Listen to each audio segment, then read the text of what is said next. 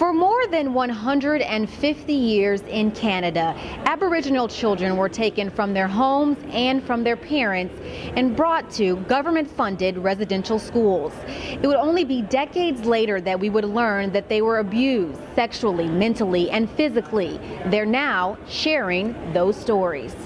I lived an isolated life in Toronto. Sometimes I wonder why our parents let us go. To say it was emotional would be an understatement, as hundreds of Aboriginals joined for the Truth and Reconciliation Commission conference.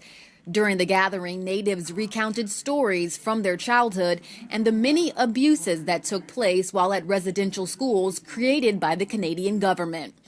At least 150,000 Aboriginals were displaced from their homes, taken to remote locations, and virtually stripped of their culture. To non-natives, the story of life there is widely unknown, but Aboriginals are now speaking out. I witnessed all the emotional abuse, of course, and I also witnessed sexual abuse in our in our dormitory. Discrimination, our traditional and spiritual way of life was pulled away from us, taken out of us, kicked out of us, punched out of us. Aboriginal children were sent mainly by buses far away. The children were told they could not speak their native language. They had to deal with poor conditions such as unhealthy food and physical, emotional, and sexual abuse. Many children died at the schools, and so many more are left with lasting emotional scars.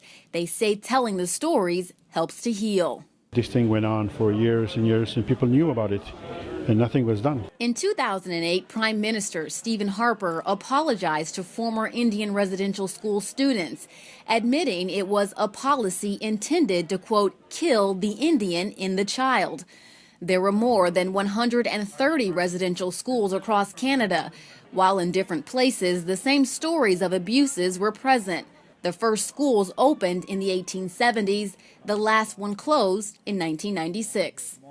There's more to it than just to saying, I am sorry. There's more to it.